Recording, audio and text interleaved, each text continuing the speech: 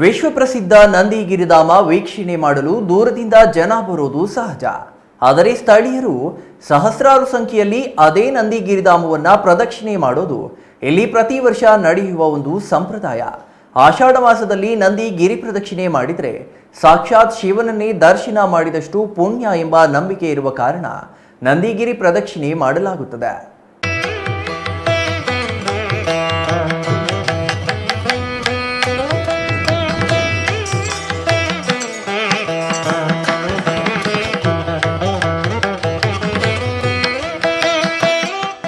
ಹೌದು, ನಂದಿಗಿರಿ ಎಂದರೆ ಆಕರ್ಷಣೀಯ ಪ್ರವಾಸಿ ತಾಣ ಮಾತ್ರವಲ್ಲ, ಅದು ಪುಣ್ಯಕ್ಷೇತ್ರವೂ ಹೌದು. ಸಾಕ್ಷಾತ್ ಶಿವನೇ ನೆಲೆಸಿರುವ ಸ್ಥಳ ಎಂಬ ನಂಬಿಕೆ ಎಂದಿಗೂ ಇದೆ. ಹಾಗಾಗಿಯೇ ನಂದಿಗಿರಿ ಪ್ರದಕ್ಷಿಣೆ ಮಾಡಿದರೆ ಸಾಕ್ಷಾತ್ ಶಿವನ ಪ್ರದಕ್ಷಿಣೆ ಮಾಡಿದಷ್ಟು ಪುಣ್ಯ ಎಂಬ ನಂಬಿಕೆ ಇರೋದರಿಂದ ಪ್ರತಿ ವರ್ಷದ ಆಷಾಢ ಮಾಸದಲ್ಲಿ ನಂದಿಗಿರಿ ಪ್ರದಕ್ಷಿಣೆ ಮಾಡುವುದು ರೂಢಿ. ಅದರಲ್ಲೂ ಸಹಸ್ರಾರು ಸಂಖ್ಯೆಯಲ್ಲಿ ಸುತ್ತಮುತ್ತಲ 2 ಜಿಲ್ಲೆಗಳ ಹಲವಾರು ಗ್ರಾಮಗಳ ಜನತೆ ಈ ಗಿರಿ ಪ್ರದಕ್ಷಿಣೆಯಲ್ಲಿ ಭಾಗವಹಿಸುತ್ತಾರೆ.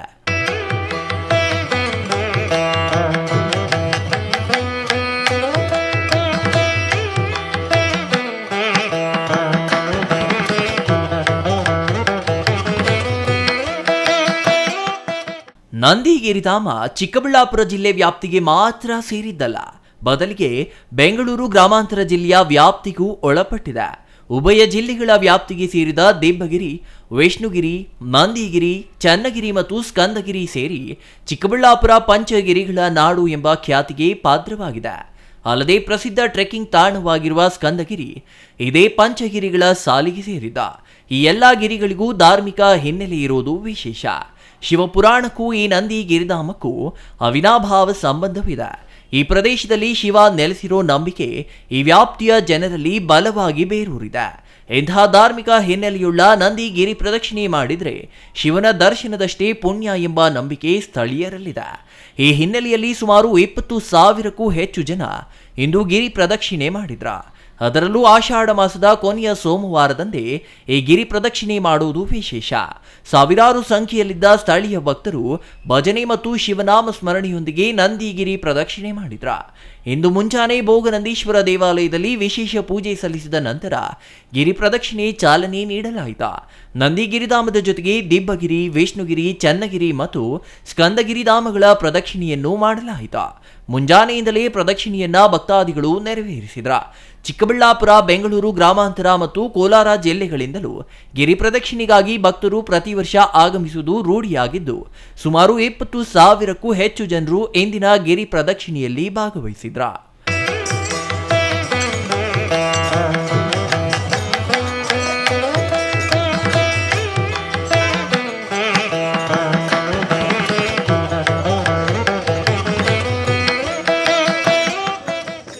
ಸುರದನ್ಪುರ ರಾಜನಕುಂಟೆ ನಿಯರಿಂದ ಬಂದಿದ್ದೀನಿ. 3 ವರ್ಷದಿಂದ ಅಂದ್ಕೊಳ್ತಿದ್ದೆ, ಅದಾಗಲಿಲ್ಲ. ಈ ವರ್ಷ ಬಂದಿದ್ದೀವಿ.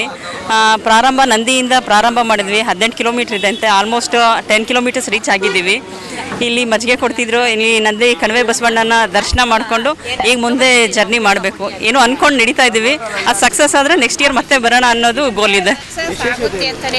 ವಿಶೇಷತೆ ಇವಾಗ ಆಷಾಢದ ಪ್ರತಿ ಕೊನೆ ಸೋಮವಾರದಲ್ಲಿ ಇಲ್ಲಿ ನಡೆಯೋದು ವಾಡಿಕೆ ಇದೆಯಂತೆ. ಆವಾಗ ಏನಾದರೂ ಕೋರಿಕೆ ಮನಸ್ಸಲ್ಲಿ ಅಂದ್ಕೊಂಡು ನಡೆದ್ರೆ ಈಡೇರುತ್ತೆ ಅನ್ನೋದು ಇಲ್ಲಿನ ಜನಗಳ ನಂಬಿಕೆ. ಹಂಗಾಗಿ ನಾನು ಈ ವರ್ಷ ಬಂದಿದ್ದೀನಿ. ನಾವು ಆಲ್ಮೋಸ್ಟ್ ಬೆಳಗ್ಗೆ 6:30ಗೆ ಪ್ರಾರಂಭ ಮಾಡಿದ್ವಿ. 10 ಕಿಲೋಮೀಟರ್ಸ್ ರೀಚ್ ಮಾಡಿದ್ದೀವಿ. ಆಲ್ಮೋಸ್ಟ್ 18 ಕಿಲೋಮೀಟರ್ಸ್ ಇದೆ ಅಂತ ಹೇಳ್ಬಿಟ್ಟು ನಾವು ಹೊಸಕೋಟೆ ತಾಲೂಕು ಆಲ್ಪನಹಳ್ಳಿಯಿಂದ ಬಂದಿದ್ದೀವಿ. ಇದು ನಂದಿ ಕಣಿವೆ ಬಸವಣ್ಣ, ನಂದಿ ಭೋಗನಂದೀಶ್ವರ ಸ್ವಾಮಿ ಅನ್ನೋದು ಇತಿಹಾಸದಿಂದನೂ ಇರತಕ್ಕಂಥ ಒಂದು ದೇವಸ್ಥಾನ.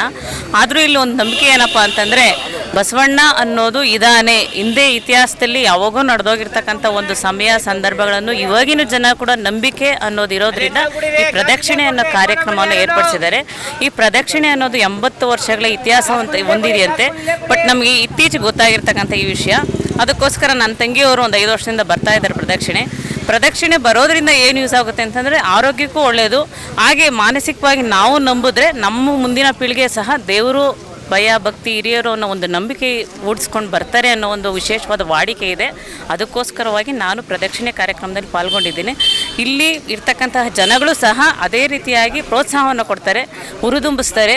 ಕಾಫಿ ಟೀ ಆಗಿರ್ಬೋದು, ಉಪಹಾರ ಆಗಿರ್ಬೋದು, ಪ್ರತಿಯೊಂದು ವ್ಯವಸ್ಥೆ ಕೂಡ ಕಲ್ಪಿಸಿದ್ದಾರೆ. ವಿಶೇಷವಾಗಿ ಹೆಣ್ಮಕ್ಳಿಗೆ ಶೌಚಾಲಯವನ್ನು ಸಹ ಕಲ್ಪಿಸ್ಕೊಟ್ಟಿರ್ತಕ್ಕಂಥದ್ದು ತುಂಬ ಒಂದು ಸಂತೋಷಕರವಾದಂಥ ವಿಚಾರ. ಹಾಗೆ ಇಲ್ಲಿ ಒಂದು ನೋಡ್ಕೊಂಡು ಬರ್ತಾನೆ ಇದ್ದೀವಿ, ಒಂದೊಂದು ಕಿಲೋಮೀಟರ್ಗೂ ಸಹ ಪೊಲೀಸ್ ಸಹ ವ್ಯವಸ್ಥೆ ಇದೆ, ಏನಾದರೂ ಹೆಚ್ಚು ಕಡಿಮೆ ಆಗ್ಬೋದು ಅಂತ. ಎಲ್ಲ ರೀತಿಯಲ್ಲೇ ರಕ್ಷಣೆ ಸಹ ಇಲ್ಲಿ ಇರೋದ್ರಿಂದ ದಯವಿಟ್ಟು ಏನು ನೋಡ್ತಾ ಇರ್ತೀವಿ ಎಲ್ಲ ನಾಗರಿಕರು ಸಹ ಮತ್ತೊಂದು ಸಲ ಬನ್ನಿ, ಪ್ರದಕ್ಷಿಣೆ ಮಾಡಿ ಈ ಒಂದು ನಂದೀಶ್ವರ ಸ್ವಾಮಿಯ ಒಂದು ಆರೈಕೆಯನ್ನು ನೀವು ದರ್ಶನವನ್ನು ಪಡೆದು ಅದರ ಒಂದು ಆಶೀರ್ವಾದವನ್ನು ಪಡ್ಕೊಳ್ಳಿ ಅಂತ ನಾನು ಹೇಳೋಕ್ಕೆ ಇಷ್ಟಪಡ್ತೇನೆ.